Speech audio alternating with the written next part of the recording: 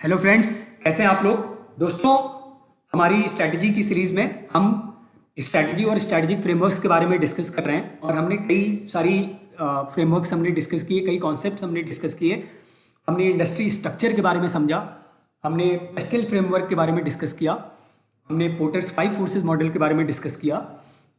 Industry structure मतलब कि कौन सी इंडस्ट्री में मोनोपोली है, कौन सी इंडस्ट्री में परफेक्ट कंपटीशन है, ये सब डिस्कस किया।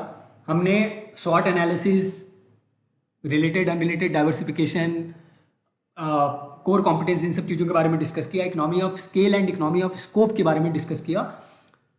और हमने ये भी समझा कि स्ट्रैटेजी, एक तो अच्छी स्ट्रैटेजी बनाने के लिए आपको इंडस्ट्री की डीप नॉलेज होनी चाहिए, दूसरा स्ट्रैटेजी का बाकी फंक्शन से काफ़ी ओवरलैप है। तो एक अच्छा स्ट्रैटेजिक प्लानर बनने के लिए, अच्छा स्ट्रैटेजिस्ट बनने के लिए आपको सारे फंक्शंस की अंडरस्टैंडिंग होनी चाहिए। वैल्यू चेन एनालिसिस जो है, ये पोर्टर्स, जो हार्वर्ड बिजनेस स्कूल के प्रोफेसर माइकल पोर्टर थे, उन्होंने जिनका पोर्टर्स 5 फोर्सेस मॉडल है, तो उन्होंने 1985 में अपनी बुक में ये वैल्यू चेन फ्रेमवर्क को इंट्रोड्यूस किया था। ये भी एक सिंपल फ्रेमवर्क है और इसका क्या मतलब है। वैल्यू चेन का मतलब है कि एक कंपनी अपने इनपुट से लेकर के आउटपुट तक क्या क्या एक्टिविटीज करती है, उसको मैप करना इज वैल्यू चेन, है ना। इसमें कुछ एक्टिविटीज प्राइमरी होती हैं और कुछ एक्टिविटीज सपोर्ट एक्टिविटीज होती हैं। तो यहाँ पे आप देखो कि मैंने रॉ मटेरियल, अगर सिंपल एग्जांपल लेते हैं, मैन्युफैक्चरिंग कंपनी है तो वो रॉ मटेरियल प्रोक्योर करेगी, तो इनबाउंड लॉजिस्टिक्स हो गया कि रॉ मटेरियल कैसे आएगा। रॉ मटेरियल के लिए जो है आपको परचेजिंग, रॉ मटेरियल की परचेजिंग करना, उसको सही क्वालिटी हो रॉ मटेरियल की और वो कम कॉस्ट पे उसको कैसे प्रोक्योर करें, उसके लिए वेंडर आइडेंटिफिकेशन, फिर जो है कॉन्ट्रैक्टिंग, फिर उसका लॉजिस्टिक्स, फिर ऑपरेशंस कि आप एक्चुअली प्रोडक्शन कर रहे हो, अपनी फैक्ट्री में उसको मैन्युफैक्चर कर रहे हो, तो पूरा ऑपरेशन एंड मेंटेनेंस वाला पार्ट। आउटबाउंड लॉजिस्टिक्स कि आपने कोई चीज़ जो प्रोड्यूस कर दी, फिर आप उसको जो है गोडाउन में वेयर हाउस में भेज रहे हो या डिस्ट्रीब्यूटर तक भेज रहे हो, जो कि फाइनली फिर रिटेलर को भेजेगा, जो कि अल्टीमेटली एंड कस्टमर तक सेल होगा। मार्केटिंग एंड सेल्स और आफ्टर सेल्स सर्विस, तो ये प्राइमरी एक्टिविटीज़ हैं। सपोर्ट एक्टिविटीज़ क्या है, कंपनीज में कुछ सेंट्रलाइज डिपार्टमेंट्स होते हैं, जैसे प्रोक्योरमेंट या परचेज डिपार्टमेंट हो गया, टेक्नोलॉजी डिपार्टमेंट हो गया, R&D हो गया, IT सपोर्ट हो गया, इंजीनियरिंग डिपार्टमेंट हो गया, HR, और फॉर्म इंफ्रास्ट्रक्चर में आपका सारा फाइनेंस, कंप्लायंस, इन्वेस्टर रिलेशनशिप, ये सब चीज़ आती है। और ये फिर जो है मार्जिन मतलब कि ये सब जो मैंने एक्टिविटी की, तो ये सारी मेरी एक्टिविटीज़ कॉस्ट इन्वॉल्विंग एक्टिविटीज़ हैं। इस सारी एक्टिविटीज़ में मेरा कॉस्ट लगा, फिर मैंने अपना मार्जिन ऐड किया और cost plus margin is equal to price, जो कि मैंने एंड कस्टमर को फिर मैं वो प्रोडक्ट बेचूंगा। तो यहाँ ये एग्जांपल्स हैं, ये प्रोफेसर पोर्टर की उनके प्रेजेंटेशन से ही लिया हुआ है। तो यहाँ पे जो है क्या क्या एक्टिविटीज़ होती हैं हर एक ग्रुप में, inbound logistics, operations, marketing, sales, इसमें ये सब चीज़ें दी हुई हैं।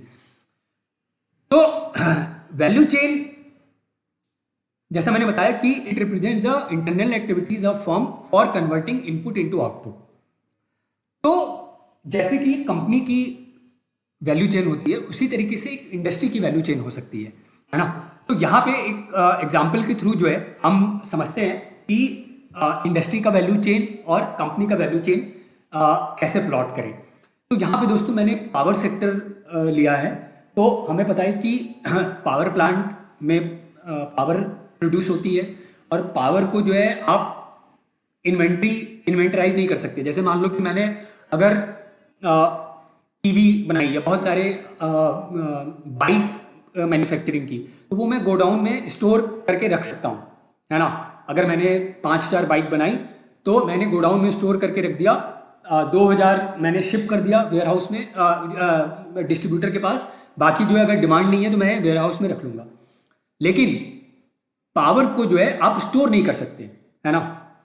थोड़े बहुत आप बैटरी में कर सकते हो, बट वो जो है कॉस्ट एफिशिएंट नहीं होता है। तो पावर प्लांट में पावर बनता है, फिर वो ट्रांसमिशन जो हम जाते हैं, हम देखते हैं ट्रांसमिशन लाइन के थ्रू वो पावर प्लांट से आता है, जो पावर हाउस, जो डिस्ट्रीब्यूशन सेंटर होता है, स्विच यार्ड वगैरह जो होता है, जो हम देखते हैं जहाँ पे कि ट्रांसफार्मर वगैरह लगे रहते हैं, तो ट्रांसफार्मर यार्ड या स्विच यार्ड में डिस्ट्रीब्यूशन सेंटर पे आता है वो, चाहे वो 66 केवी स्विच यार्ड हो या 11 केवी स्विच यार्ड हो, या 220 केवी हो, और वहाँ से फिर जो है वो इंडस्ट्री में और घरों में डिस्ट्रीब्यूट होता है।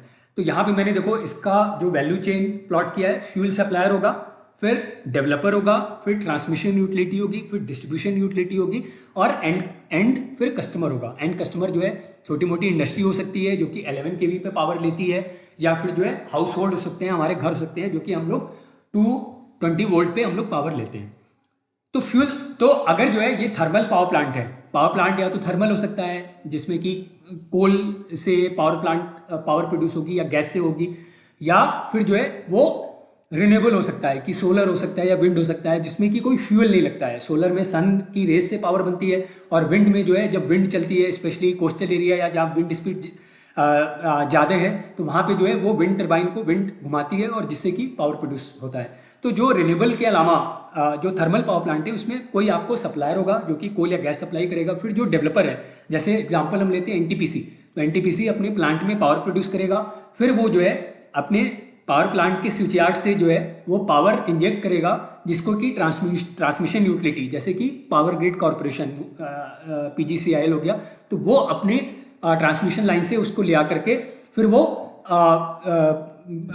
जो स्विच यार्ड होगा, जो 220 केवी या 66 केवी 11 केवी वहाँ पे डिस्ट्रीब्यूशन ट्रांसफार्मर यार्ड में उसको वहाँ पे इंजेक्ट कर देगा। फिर वहाँ पे जो है जो ट्रांसफार्मर्स होते हैं वहाँ से फिर वो अल्टीमेटली डिस्ट्रीब्यूशन यूटिलिटी जो होती है, जो कि जैसे अगर हम दिल्ली का एग्जांपल लें तो यहाँ पे BSES राजधानी है, BSES यमुना है, टाटा है। इसी तरीके से आपके अपने सिटीज़ में जो है वो आपका अगर यूपी ले लें तो पश्चिमांचल विद्युत वितरण निगम लिमिटेड, या आपकी स्टेट इलेक्ट्रिसिटी बोर्ड, जो डिस्ट्रीब्यूशन यूटिलिटी होती है जिसके पास से आपका बिजली का बिल आता है, तो वो आपको एंड डिस्ट्रीब्यूशन करती है। तो यहाँ पे जो है ये की एक्टिविटीज़ हो गई, फ्रॉम कोल या गैस अप टू हमारे घर तक जब हम कंज्यूम कर रहे हैं वहां तक जो है क्या क्या एक्टिविटीज हुई ये प्लॉट हो गई। अब जो है इसमें जो सपोर्ट एक्टिविटीज हुई वो क्या हुई, ईपीसी कॉन्ट्रैक्टर क्या होता है, इंजीनियरिंग प्रोक्योरमेंट एंड कंस्ट्रक्शन। जैसे एलएनटी का एग्जांपल लें हम, तो एलएनटी या बीएचईएल, तो ये लोग क्या करते हैं कि ये जो है पूरा पावर प्लांट कंस्ट्रक्ट करते हैं, या पूरा ट्रांसमिशन लाइन कंस्ट्रक्ट करते हैं, या पूरा जो है एक डिस्ट्रीब्यूशन ट्रांसफार्मर यार्ड जो है उसको पूरा कंस्ट्रक्ट करते हैं, लाइन ले करते हैं। तो ईपीसी कॉन्ट्रैक्टर जो है वो या तो पावर प्लांट बनाएगा या पूरा ट्रांसमिशन लाइन ले करेगा। तो ईपीसी कॉन्ट्रैक्टर, और वो जो है जो भी है अपना काम करके चला जाएगा, वो असेट को ओन नहीं करता है। ओनर जो है वो एनटीपीसी है, या जो पावर प्लांट का ओनर है टाटा हो सकता है, अदानी हो सकता है, जो भी है। O&M कॉन्ट्रैक्टर, तो अब जो है एनटीपीसी अपना पावर प्लांट चला रही है तो वो जो है या तो अपनी इंप्लॉइज रख सकती है, या कंपनीज जो है O&M को आउटसोर्स कर देती हैं। ऑपरेशन एंड मेंटेनेंस, प्लांट में मेंटेनेंस की जरूरत होती है, प्लांट में जो है उसको ऑब्जर्व करना पड़ता है कि पैरामीटर्स को। तो कई बार जो है कंपनीज कॉस्ट को ऑप्टिमाइज करने के लिए जो है या अगर उनकी बहुत ज़्यादा एक्सपर्टीज उस बिजनेस में नहीं है तो वो जो है फिर O&M एजेंसीज को आउटसोर्स कर देती है। फिर फाइनेंसिंग की ज़रूरत होगी हमें, तो हम जो है जो बिग बैंक्स या इंटरनेशनल फाइनेंसिंग एजेंसीज हैं या इन्वेस्टमेंट बैंक्स हैं, तो जो कि प्रोजेक्ट को फाइनेंस करते हैं, तो उनकी मुझे ज़रूरत होगी। तो ये सारी सपोर्ट एक्टिविटीज़ हो गई। अब हम आइए देखते हैं कि एक कंपनी, इसी इंडस्ट्री में एक कंपनी का क्या वैल्यू चेन होगा। तो यहाँ पे जैसे मान लो एनटीपीसी को लेते हैं, तो यहाँ पे जो है मैंने इसका वैल्यू चेन प्लॉट किया। तो कोल एंड गैस जो सप्लायर होगा वहाँ से वो जो है अपना लॉन्ग टर्म कॉन्ट्रैक्ट करके फ्यूल सप्लाई एग्रीमेंट करके वो कोल या गैस खरीदेगी। ये इनबाउंड लॉजिस्टिक्स का पार्ट हो गया। फिर वो जो है पावर प्लांट को ऑपरेट करेगी, मेंटेन करेगी। तो यहाँ पावर प्रोडक्शन हो रहा है, ऑपरेशंस हो गया।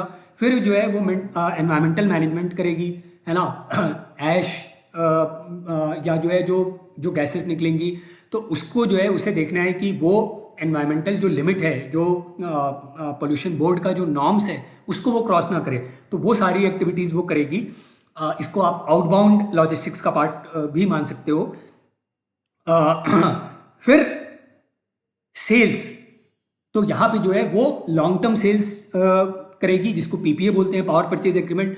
फिर जो है वो शॉर्ट टर्म मार्केट में, अगर मान लो लॉन्ग टर्म में सेल्स में जो है अगर जो एंड कस्टमर है उसका डिमांड अगर थोड़ा कम है, तो कंपनी जो है वो अपनी एडिशनल पावर को वो पावर मार्केट में, शॉर्ट टर्म पावर मार्केट में भी बेच सकती है। तो ये मार्केटिंग एंड सेल्स का पार्ट हो गया।